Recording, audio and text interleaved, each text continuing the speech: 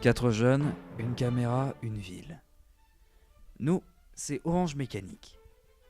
Orange de notre uniforme, celui de notre association. Unicité. On est 2 mecs et 2 nanas en service civique. Charlotte qui nous vient tout droit des beaux-arts, rien que ça. Arnaud, l'otaku, geek, féru de technologie, souvent derrière la caméra. Alison, vétéran de Snapchat, la touche de glamour dans ce monde tout gris. Et moi, le petit bizarre qui parle, Lucas. Lamentable métal. Dans le cadre de notre engagement, on s'est retrouvé à bosser avec des types qui s'appellent Immédiat, des gars portés sur la médiation numérique. Mécanique, parce que mécaniquement, à répétition avec tout ce matos, on va vous faire voir cette fameuse ville, Miramas, sous un angle nouveau. Le nôtre, celui de l'Orange. On est Orange Mécanique, bienvenue à Miramas. Allez Ludwig Van, fais péter le son, on va vous faire visiter. Alors bonjour, Bonjour. Vous êtes Alicia Scotto, Alicia coordinatrice Scotto. du dispositif Sport Santé à l'Office municipal des sports depuis septembre. Voilà, j'étais en stage avant et puis j'ai pris ces fonctions là récemment. Voilà. D'accord, alors l'OMS, qu'est-ce que c'est? Est-ce que vous pouvez nous en parler? Quel est son rôle? Alors l'OMS, c'est une association, loi 1901, et en fait elle travaille, son objectif c'est de développer et fédérer le mouvement sportif sur la commune de Miramas. Donc on est sur différentes actions. On peut faire des événements comme par exemple Bayer Baclay en partenariat avec Habitat 13, l'Athletic Club de Miramas. On a également des coupes sport, donc avisées pour les lycéens, les primaires. Et on a également un versant santé. Donc là, on est sur différents dispositifs. Donc je vais pouvoir vous en parler un petit peu plus, étant donné que c'est mon dada, on va dire. D'accord, eh ben, Voilà. allez-y, je vous en prie, présentez-nous les Voilà, dispositifs. on a différents volets. Donc on a du sport santé, en fait c'est un dispositif Miramas Sport Santé Bien-être qui s'étend sur 4 volets. Un qui est le sport santé sur ordonnance, un qui est le sport bien-être, un app active et un dernier qui est le sport et handicap. Donc le majeur à l'heure actuelle c'est le sport sur ordonnance qui lui en fait c'est les associations sportives de la ville. Pour les 4, en fait, c'est un appel à candidature que l'on a fait auprès des associations pour qu'elles s'implantent dans cette démarche d'activité physique pour tous. Voilà, donc dans le sport sur ordonnance, on est sur des personnes qui ont des pathologies chroniques spécifiques. D'accord. Donc on est sur diabète de type 2, surpoids, obésité, fibromyalgie, maladie cardiovasculaire stabilisée, C'est tout ce que j'aime, quoi. maladie respiratoire et cancer du sein et du côlon en rémission. Voilà, on n'a pas D'accord. pris toutes les pathologies pour essayer d'être quand même sur une démarche qualitative. Et on a fait la démarche auprès des associations, c'est-à-dire qu'on leur a demandé si elles étaient intéressées de mettre en place un créneau, une activité au sein de leur association. Donc nous, on leur a demandé de faire un dossier.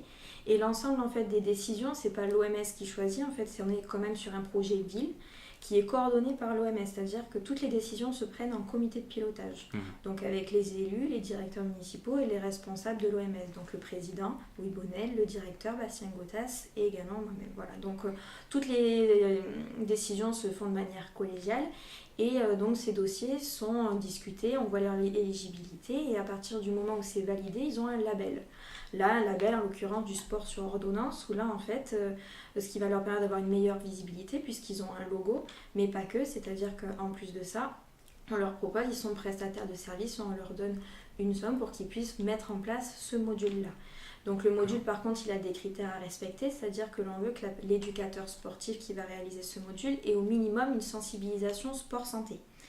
Donc sensibilisation ou alors formation, donc nous tout au long de l'année on propose aux éducateurs sportifs des clubs qui souhaitent se sensibiliser ou se former au sport santé des formations pour justement après ils puissent proposer une offre de qualité puisqu'on est quand même sur un public spécifique avec des besoins, des attentes spécifiques.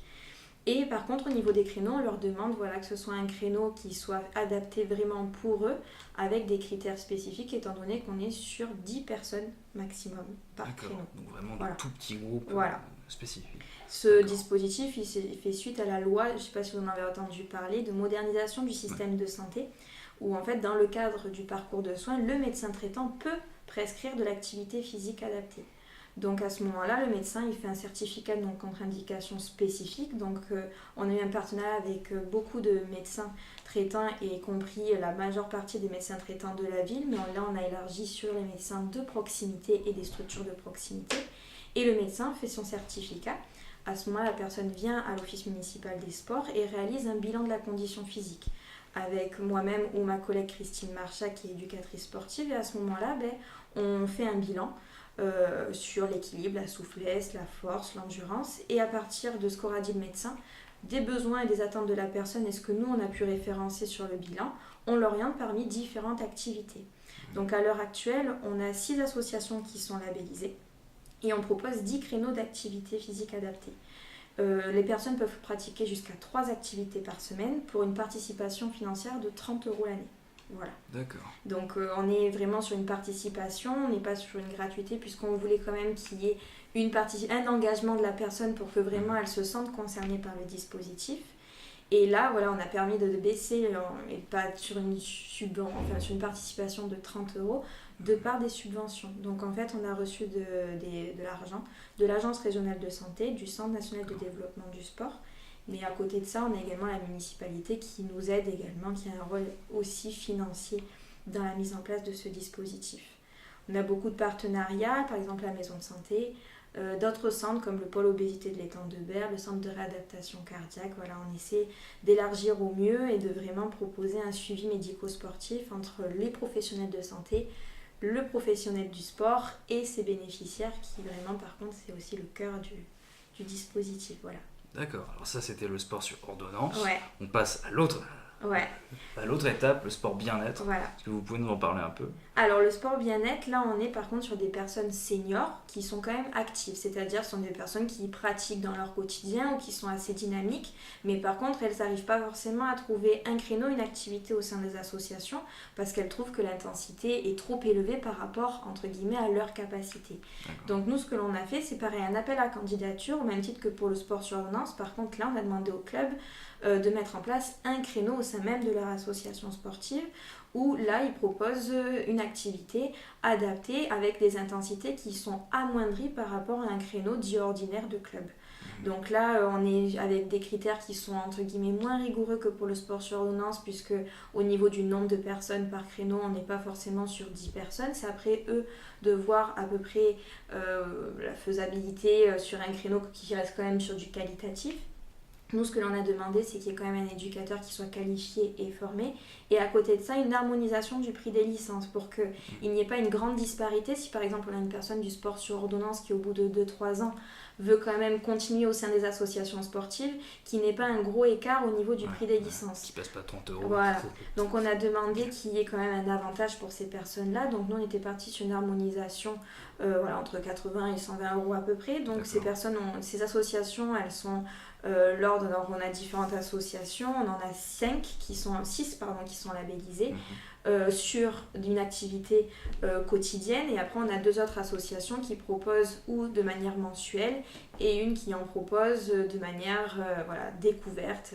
Donc c'est vrai que le sport bien-être peut prendre différentes envergures, et ces associations-là on joue bien le jeu puisque il y a pas mal de personnes seniors qui pratiquent directement au sein des clubs dans ces créneaux spécifiques. Voilà. Alors, ces associations, est-ce que vous pouvez nous les citer ? Oui, bien sûr. Alors, on est sur le club Attitude, danse.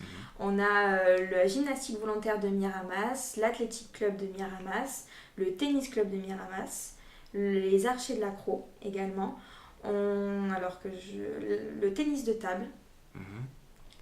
On a également le nautique club et le grappe également. Voilà.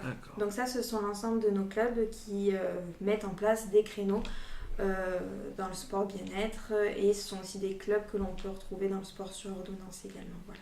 D'accord. Alors, est-ce que vous pouvez nous parler du programme Handi Activité ? Ah oui, donc le programme Handi Activité, là on est sur des activités, à l'heure actuelle on parle dites isolées, puisque ce sont des clubs qui mettent en place des activités au sein même de leur association. Donc par exemple on a le tennis club, le mas de combe, ou alors le sport loisirs et culture. Donc ça c'est ce sont des exemples, mais il y en a également d'autres qui proposent des activités à l'heure actuelle. Mais il n'y a pas forcément d'harmonisation sur le territoire et une visibilité accrue. Donc nous, notre objectif, c'est de mettre en place un label comme on a pu faire pour le sport sur ordonnance ou pour le sport bien-être pour l'année sportive 2018-2019. Donc là, du coup, on est sur différentes formations. Donc on a la formation handisport, donc qui est par la fédération handisport. Donc là, on est plus sur le handicap moteur et sensoriel, et la formation sport adapté de la Fédération Sport Adapté qui là est plus sur l'handicap mental et psychique. Voilà. Histoire que toutes les associations qui souhaitent se mettre dans le handicap et dans un créneau spécifique en fonction du type de handicap puissent aller dans une formation qui les intéresse en vue d'être toujours sur cet aspect qualitatif avec un créneau qui leur soit spécifique avec des bénéficiaires spécifiques. Voilà, comme je disais, là on va être sur un appel à candidature également. On n'est pas sur comme on pouvait l'être sur le sport sur ordonnance avec un programme spécifique. Là par contre on leur demande, on a le libre choix s'ils veulent être sur une déficience spécifique avec des personnes, enfants, ados, adultes. Voilà, le choix est très large, on laisse le libre choix, et par contre les dossiers seront toujours pareils en comité de pilotage. On évaluera leur éligibilité avec l'ensemble des élus, des directeurs, des responsables municipaux et les représentants de l'OMS. Voilà. Donc là-dessus, à l'heure actuelle, après notre objectif, nous, ça va être de passer par le bénéficiaire. C'est-à-dire que là, on est à la recherche de financement pour essayer de réduire le coût de la pratique de ces personnes en situation de handicap. C'est-à-dire que dès l'année prochaine, notre objectif, donc on est sur du conditionnel, c'est de leur proposer des handi-passeports qui vont permettre de réduire de jusqu'à 50% le prix de la cotisation sportive afin qu'ils puissent s'insérer dans une association sportive, mais par contre à moindre coût. Voilà. Puisqu'on sait que les freins à la pratique de ces personnes-là, c'est le transport, le manque de visibilité sur le territoire et l'aspect financier. Donc notre objectif, c'est de vraiment réduire ces trois freins-là pour leur permettre de pratiquer aussi bien que pour le sport sur ordonnance ou pour le sport bien-être, et de proposer surtout une pratique d'activité physique pour tout type de personnes et pour tout type de public et de handicap. Voilà. D'accord. Alors concrètement, comment est-ce que ça fonctionne ? Est-ce qu'on se pointe avec un dossier d'APA par exemple ? Ouais. Est-ce qu'il faut quelque chose de spécifique pour entrer dans ces créneaux ? Alors là, on est sur un dossier. C'est-à-dire que sur le dossier, on veut le nom de l'éducateur, le projet qui veut être mis en place, les créneaux qui vont éventuellement être mis. Voilà, un détail de la formation de l'éducateur. Voilà, on est vraiment sur un projet concret, mais également quelque part assez précis, puisqu'on est quand même sur des publics spécifiques où l'aspect sécuritaire, sur l'aspect réglementaire, il y a quand même des normes à respecter. Donc nous, ce que l'on va voir, c'est on va voir cet aspect de coordination, c'est-à-dire qu'on va vraiment voir l'éligibilité et si à un moment donné, il y a des choses qui sont à modifier vraiment pour proposer un dispositif de qualité. Voilà. Donc la plupart du temps, on échange en amont avec le dossier, et après le dossier est présenté lors de réunions en comité de pilotage, et à ce moment-là, on voit si on le valide ou pas et s'il peut avoir le label sport et handicap, aussi bien que pour le sport sur ordonnance et pour le sport bien-être. Voilà. Donc au niveau des dossiers, nous ce que l'on regarde vraiment, le cœur, c'est la formation de l'éducateur, et après le projet, c'est-à-dire le créneau qui est mis en place avec le type de public, la déficience prise en charge et le nombre de personnes, bien évidemment, parce qu'en fonction de la déficience, le cadre, la sécurité est différente. Voilà. D'accord. Ouais. Merci beaucoup, Madame Scotto, d'avoir répondu à nos questions, de nous avoir accueillis. On se retrouve pour un prochain numéro d'Orange Mécanique. Salut.